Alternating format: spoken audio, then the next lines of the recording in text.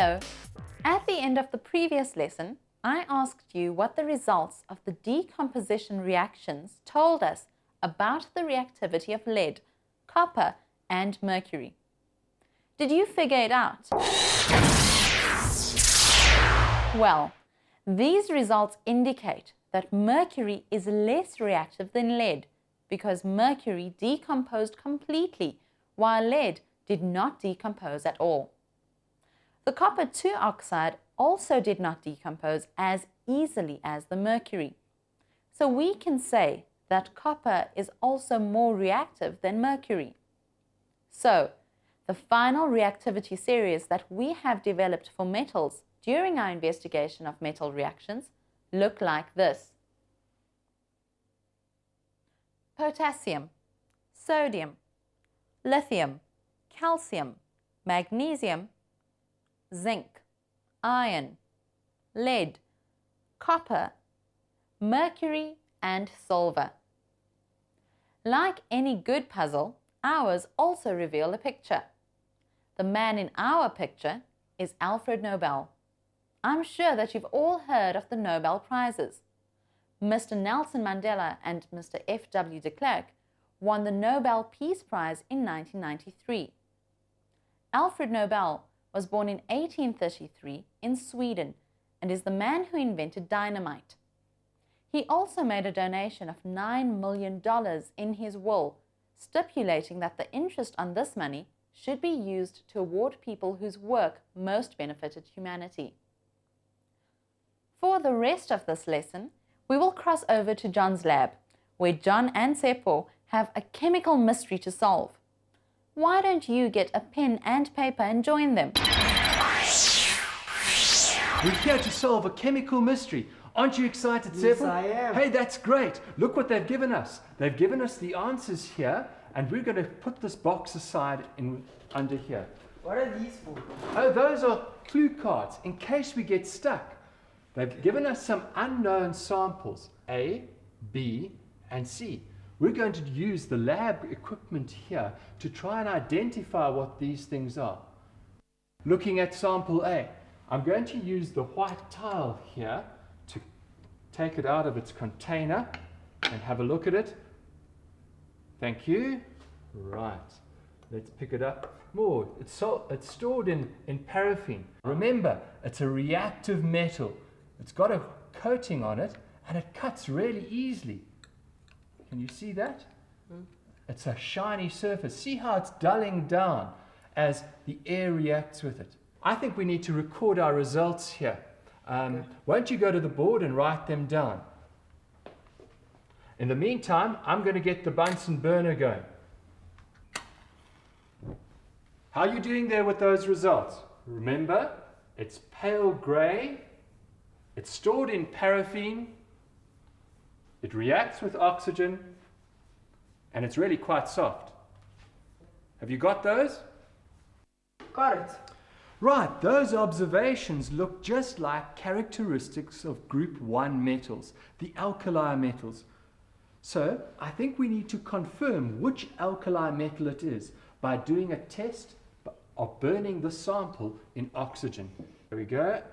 I'm now going to put it into the Bunsen flame. It's melting down nicely.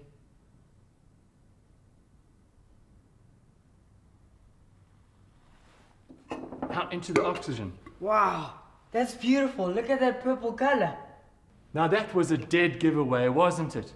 Sodium burns with a yellow flame, lithium with a pink-red flame, potassium with a lilac flame, and copper with a green-blue flame. The lilac flame means that it must be potassium. Let's go and write down what we've seen on the board. Can you remember what the symbol is for potassium, Seppo? Of course, it's a group 1 metal. It's K. That's right, you've got it absolutely right. Now remember, all metals react with oxygen to form a metal oxide. And in this case, we're going to write down the symbol K plus O2 to give you K2O. And now we're going to balance it. We're going to put a 2 there and a 4 there. Now, Seppo, The reason that group 1 metals are called alkali metals is because they are both basic and soluble. So we need to test the oxide that we've just formed by dissolving it in water and putting some litmus paper in it. Great, let's do it. Good. I'm going to use this test tube over here. I'm going to take the oxide that was formed on the deflagrating spoon, scrape it off into the test tube. I'll try and get some more out. We're then going to take some water, pour in the water.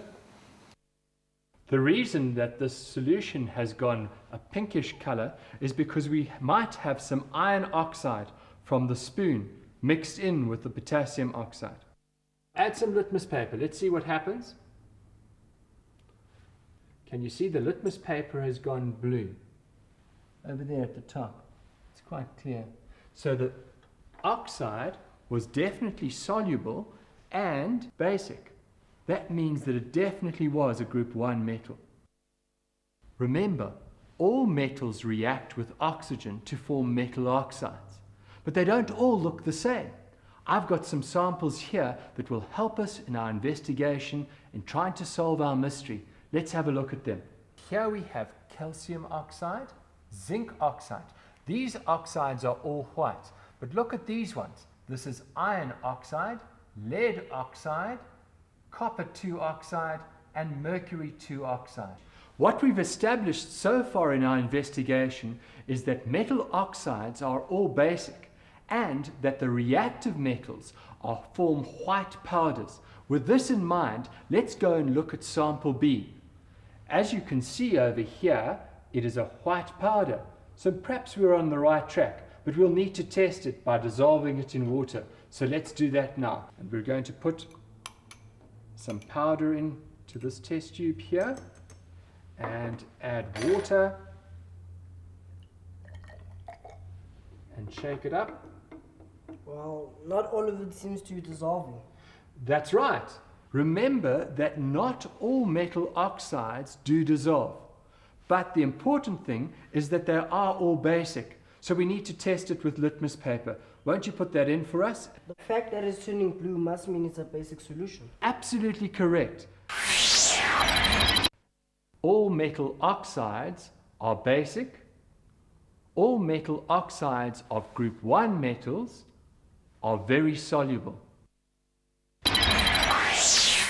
Well, we know it's not an alkali metal, but that doesn't really help us much. Let's check out the periodic table. It can't be one of these group 1 metal oxides, but it could be one of these. We know these ones are white, and there are some here that are white as well. However, we know that it can't be an unreactive metal oxide because it's white. It doesn't help us to heat it because reactive metal oxides are thermally stable. So I think we're stuck. Won't you get us the clue card? Okay. The metal that this white powder comes from reacts with cold water. That's a really important clue. It helps us recognize that it can't be any one of the transition metals because none of the transition metals react with cold water. However, it could be one of the group 2 metals. Can you remember what we've learnt about group 2 metals? When we placed calcium in cold water, it reacted and produced bubbles of hydrogen gas. When we did the same reaction with magnesium, a very slow reaction happened and hardly any bubbles of hydrogen gas were visible. We've got it! Sample B must be calcium oxide. In the process of this part of the investigation, we've also learnt 2 important general principles. Let's write them down as equations. A metal oxide plus water will give us a metal hydroxide. That's the test that we did.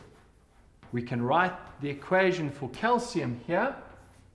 Calcium oxide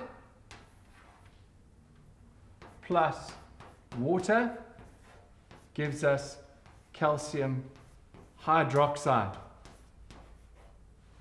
And then we've also learnt that a metal that is reactive plus water will give us a metal hydroxide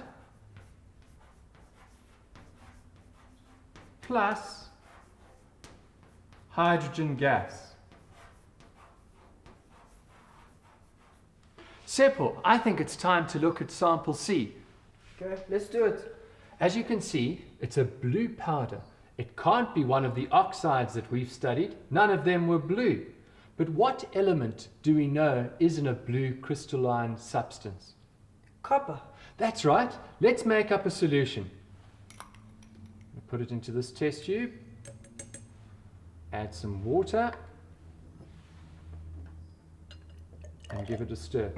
Once we've got a solution, what we can do is we can do a displacement reaction.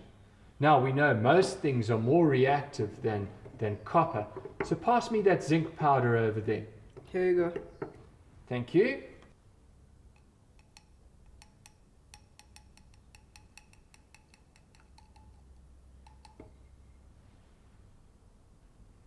Can you see that it's changing color here at the bottom?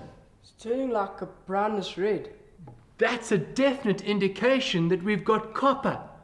So we definitely have a displacement reaction. We're almost 99% sure that our substance contained copper. But to check, won't you pick up the clue card? This blue stone will dissolve in water to form a solution with sulfur ions present. That's right, we have it.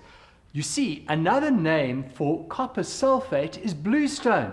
So we know what sample C is. It must be copper sulfate. In the reaction that we saw, copper sulfate, CuSO4, reacted with zinc metal to form zinc sulfate plus copper, the orange deposit that we saw. Can you see that the more reactive metal has kicked out the less reactive metal? This is a clear displacement reaction, leaving us with copper as the orange deposit. Thank you. I hope we've got it right. Right. Sample A. Won't you open it up and check? Sample A, we think it was? Potassium. We got it right. Sample B. Calcium oxide. Correct again. Sample C, copper 2 sulfate. What do you know? We solved the mystery. Well done. As you can see, we've also arranged them in the correct order of reactivity. Remember, potassium is more reactive than calcium, and calcium is more reactive than copper. So, we've solved the mystery. I'm sure that you enjoyed solving that mystery. This lesson concludes our investigation into the reactions of metals. In our next series, we look at the reactions of nonmetals. See you then.